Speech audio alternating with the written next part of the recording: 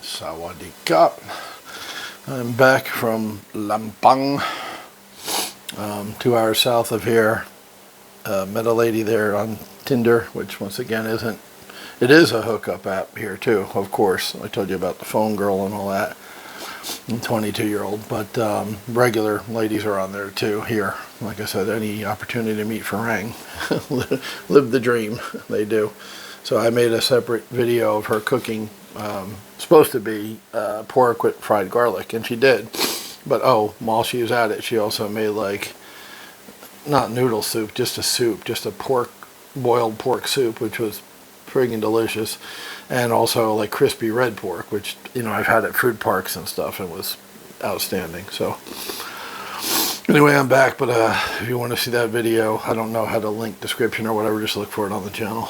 I'm not a YouTube guy, even though I'm a YouTube guy, if that makes sense. But 4-hour work week, another, not chapter, but another couple pages, whatever, 5-10 minutes worth. I'm already a minute in, and I'm good at burning fucking time. If you picked up this book, chances are that you don't want to sit behind a desk until you are 62. There you go. Whether your dream is escaping the rat race, real-life fantasy travel, long-term wandering, setting world records, or simply a dramatic career change, this book will give you all the tools you need to make it a reality in the here and now, instead of in the often elusive, quote, retirement. There is a way to get the rewards for a life of hard work without waiting until the end. How? It begins with a simple distinction most people miss, one I missed for 25 years. People don't want to be millionaires. Let me emphasize, people don't want to be millionaires. They want to experience what they believe only millions can buy. Ski chalets, butlers, exotic travel often enter the picture. Perhaps rubbing cocoa butter on your belly. You had me at cocoa butter. Sorry, I got distracted. In a hammock. Oh my goodness. Okay, now he's talking my language. While you listen to waves rhythmically lapping against the deck of your thatched roof bungalow. Sounds like Thailand to me. That's exactly what I'm looking forward to doing, except it's going to be a hot babe rubbing cocoa butter on my disgusting fat belly because it's Thailand. Sounds nice. Yeah, it does sound nice. And don't forget the mango. You got to have the ice cold mango drink, Slurpee, shake, juice, whatever. Got to have the mango to sip down while you're getting your big fat belly rubbed with cocoa butter in a hammock on a deck of a thatched roof bungalow. And of course, that goes without saying, is an ocean view, right? I mean, yeah, that's why I moved here. $1 million in the bank isn't the fantasy. The fantasy is the lifestyle of complete freedom it supposedly allows. The question is then, how can one achieve the millionaire lifestyle of complete freedom without first having $1 million? That's kind of the life hack I've been talking about. This is what he talks about. You don't really want the million in the bank. Although that'd be great, and you'd feel good, and you'd sit and look at your bank book all day. Is that true? Is it true? Do I have $1 million? Yes, you have $1 million. But if you just sit home and watch TV like you did when you were a thousandaire instead of a millionaire, what difference does the million make? What difference the million makes is how you use it to enjoy life. And that's what he's saying is hack the getting the $1 million and use the techniques in this book to do what you would do if you had $1 million. I'm on board. I'm ready. Let's go. In the last 5 years, I have answered this question for myself, and this book will answer it for you. I will show you exactly how I've separated income from time and created my ideal lifestyle in the process, traveling the world and enjoying the best this planet has to offer. How on earth did I go from 14-hour days and $40,000 per year, which I think is pretty average. I think a lot of people are in the 40, 60,000 range. A big hunk of the middle class is making 40 to 60 grand a year. Some make more, some make less, but I think that's a pretty good mean or average number, 40 grand. I remember he was doing this in 2002, so You call it 60,000 today. It'd be about the same, 50 to 60. A year to 4-hour weeks and 40,000 plus per month. So he went from 40,000 a year, working 14-hour days, to 4-hour work weeks, which is the name of the book, and 40 plus thousand per month with his income that he set up on autopilot, as he'll disclose as we go along here.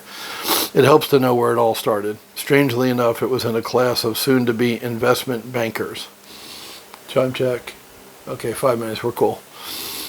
In 2002, I was asked by Ed Xiao, Uber mentor and my former professor of high-tech entrepreneurship at Princeton University, to come back and speak to the same class about my business adventures in the real world.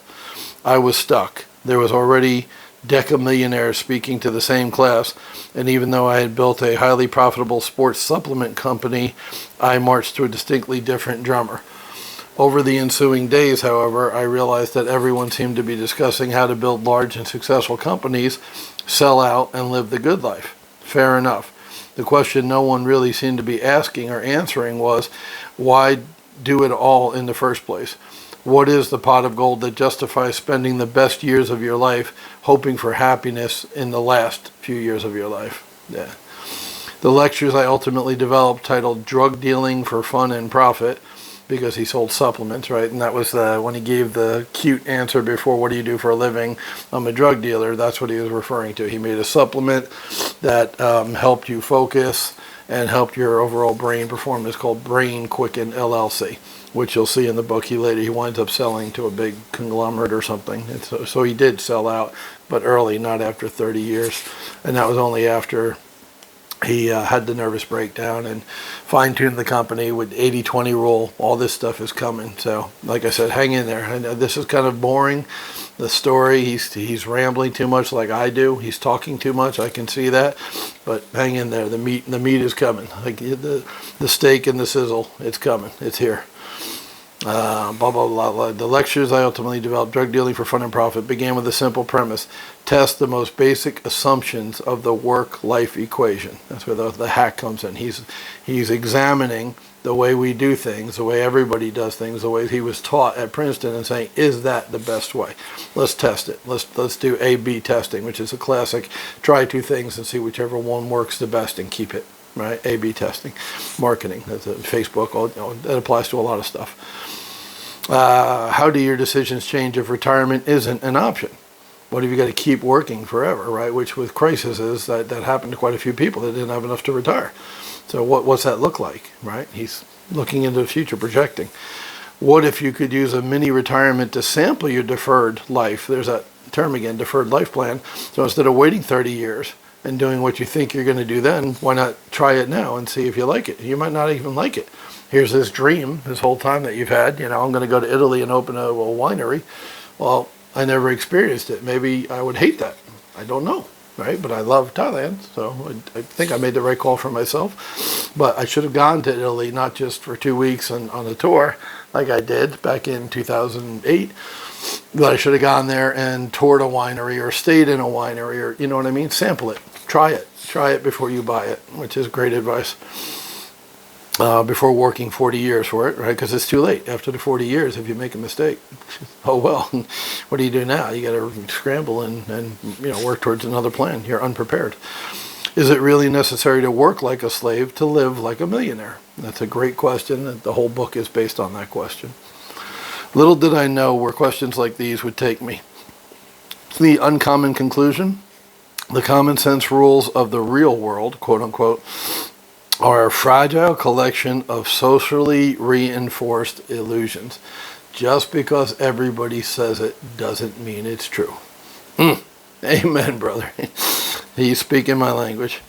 This book will teach you how to see and seize the options others do not. What makes this book different? First, I'm not going to spend much time on the problem. I'm going to assume you are suffering from the time famine, creeping dread, or worst case, a tolerable and comfortable existence doing something unfulfilling. The last is most common and most insidious. I was a programmer working in the cubicle jungle for 13 years, making 6 figures. because I was making six figures, I felt like I was a success.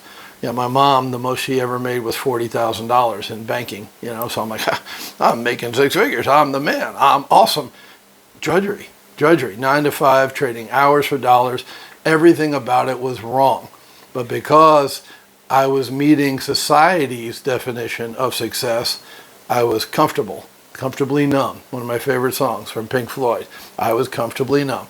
I was married. I had the house. The 2 dogs. Making six figures. I made it, right? But no. What I really wanted was what I have now. I just didn't know that or think that then, because I was living society's definition of success, not my own. That's why you see why I relate to this book so much, why I love this book so much. I needed to read this earlier than I did, because then I would have been a happier person longer. It's not too late. I'm 57. I'm here. Everything's cool. But, for 13 years, I wasted 13 years of my life because I thought what I was doing was success. 11 minutes. Cool. Yeah, we'll end it right there. The most insidious, creeping dead.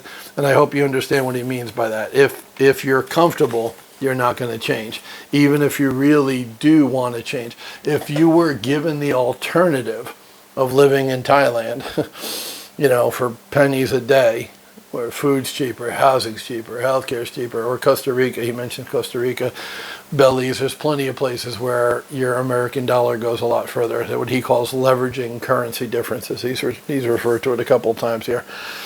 If you knew about that, if you imagined that, if you thought about that, if you came here or there, Costa Rica, on Mexico, my buddy Mike went down to Mexico, lived there for a month, so he did exactly what Tim recommends. He sampled what life would be like in a foreign country, for a month.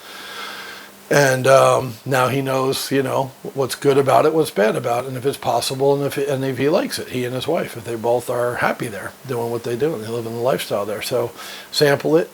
That's great advice.